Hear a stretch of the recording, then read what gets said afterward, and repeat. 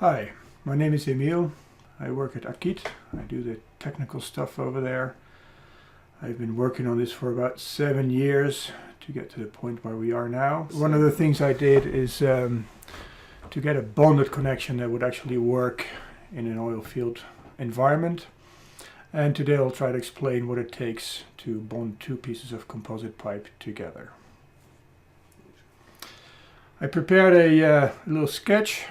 It consists of a pipe, this one, the inner is the pipe, and a collar, and it's glued together with an adhesive layer in black. Now this is actually showing just half of the connection, because on the other side there would normally be another pipe with another bond line, but I left that out for simplicity reasons. So we're focusing on half the joint here. I'm pointing out the middle of the connection now, the middle of the collar here. To make things a little bit more easy, I'm going to remove the bottom half because this is a cross section.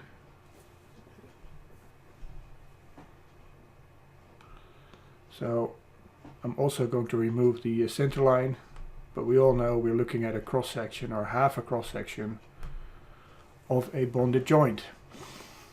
Now the thing is, any joint of this type is affected by the stiffness of the substrate or the material that you try to bond together.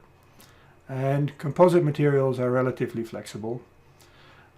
Compared to steel, they're even 10 times more flexible. The Young's modulus of steel is roughly 200 gigapascal, and the Young's modulus of glass fiber epoxy material is about 20 gigapascal. So that's a factor 10 more flexible.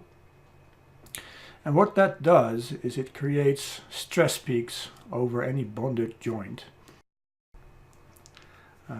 If I put a tensile load on this material, here a little arrow, and on the other side that load is balanced with another force. For every given tensile load there is relative to the Young's modulus, there is an elongation as a result. So basically the collar as well as the pipe will stretch as an effect of the tensile load. Now, at this point where I'm putting this little red marker, the elongation of that pipe is going to be 100% relative to the load that we put on it. On the other side, the same thing happens. In this area there's also going to be a 100% elongation relative to the load. But because the load is transferred through the bonded joint, and the load is gradually reduced over the length of the bond line, and that means that eventually at the tip end here the load is zero, and that means that the elongation as a result of the load is also zero. The same goes for the other tip here. So now we have it. The red markers, they show the 100% load and 100% elongation, and the blue markers, they show 0% load and 0% elongation. What does that mean?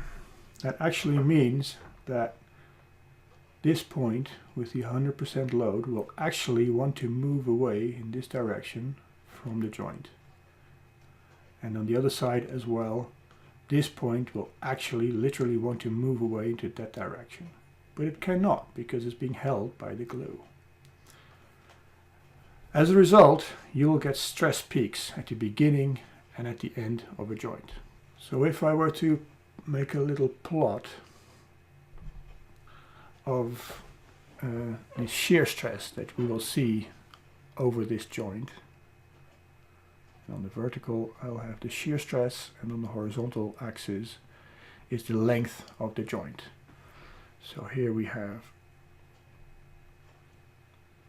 stress, and here we have length.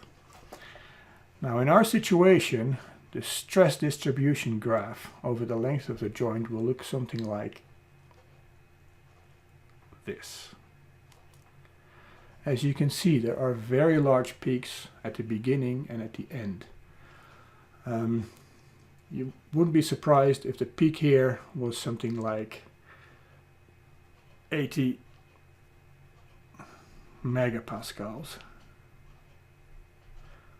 And in the middle you would only see 1 or 2 perhaps. And because of this dramatic difference, you can see that not every bit of adhesive is taking the same load. So the beginning of the joint is overloaded and the middle of the joint is underloaded. Ideally, you would want a horizontal graph. You would want something like this.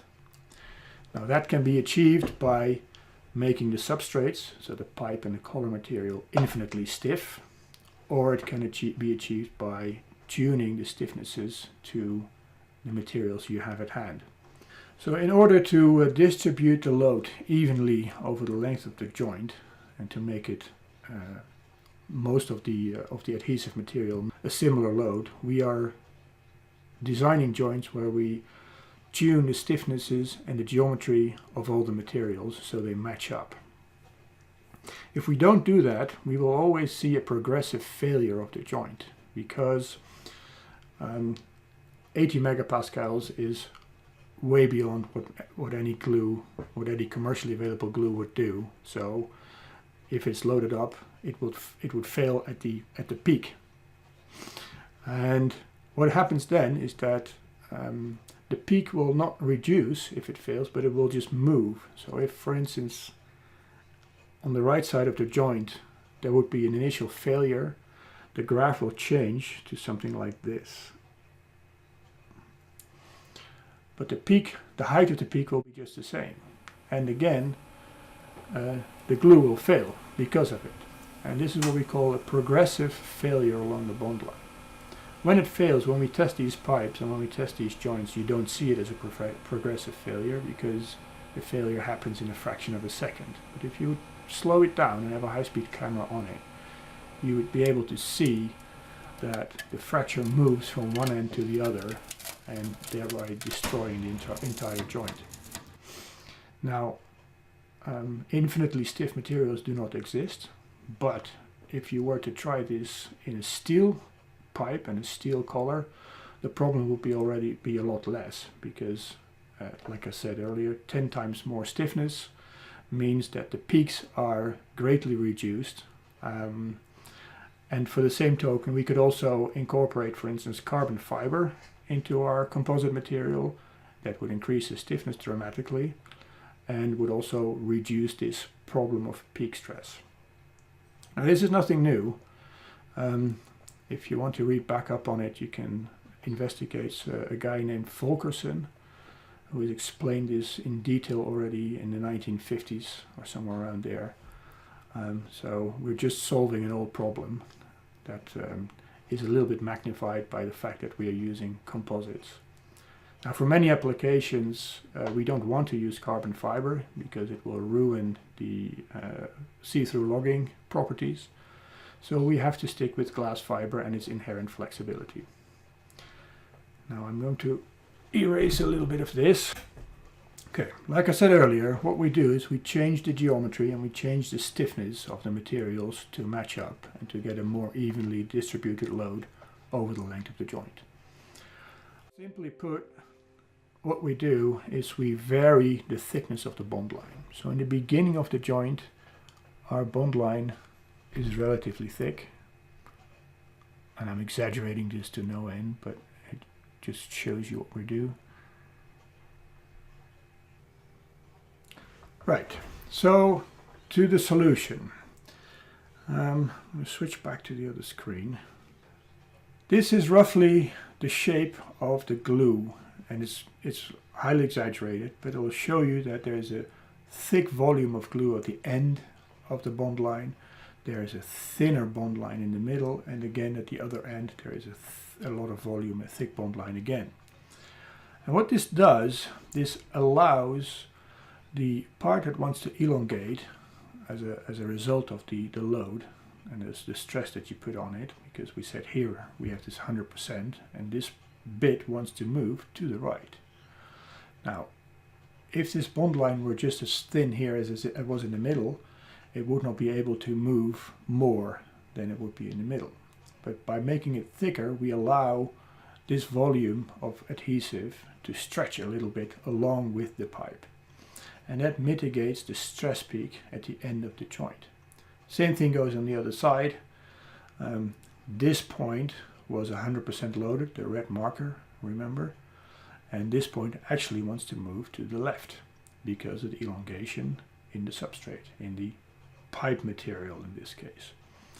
And here also the big volume of adhesive allows for this point to move to the left without the adhesive being overstressed and failing. Let me bring the graph back up.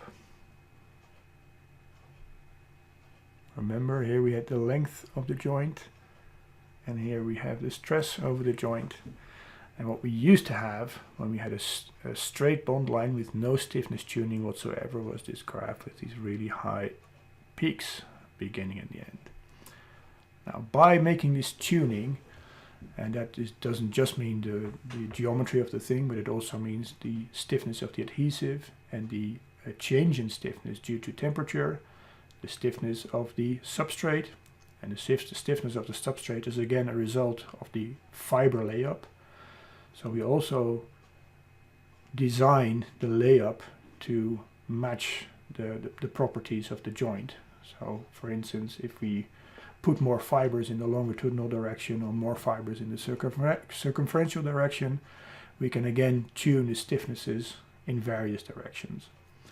So what we end up with is a graph that is slightly varying, but it hovers around 7 MPa. And 7 is a lot different from 80, as we said before. 7 is something that most glues can easily do. An average glue will do, at a reasonable temperature rating, will do 15 to 20 MPa. So 7 is something we can work with. The other important thing is that if for whatever reason 7 is too high, which for instance if we have a very high temperature situation, the glue is more flexible than we would like because of that, and has less strength because of the high temperature, we are also free to make the joint longer. So in the previous situation with these high peaks, if I were to make the joints longer, I would just space the peaks further apart, and the middle bit, which is carrying no load, would be extended. So that doesn't solve the problem. But because we've mitigated all that by tuning the stiffnesses, we are also able to make the joint stronger.